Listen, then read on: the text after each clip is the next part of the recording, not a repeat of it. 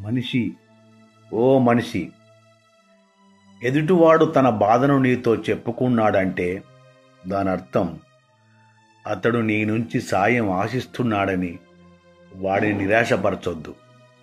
గుర్తుపెట్టుకో, చెప్పి చేసేది సాయం కాదు, చెప్పకుండా చేస్తేనే దాని మజా.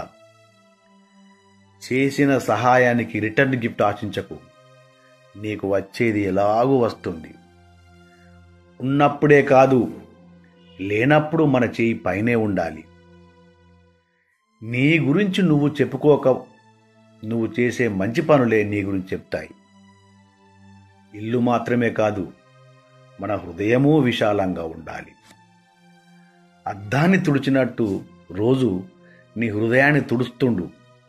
నీతో పాటు ఎదుటివారు మరింత స్పష్టంగా కనిపిస్తారు. నీదేముంది, ఇవాళ ఉంటావు, రేపు పోతావు. కానీ నువ్వు చేసే మంచి మాత్రం కలకాలం నిలిచే ఉంటుంది. ఒక్కడి మాత్రం మరవద్దు, లోకంలో నీ సంతకాన్ని ఎప్పుడూ చెరగనీయొద్దు.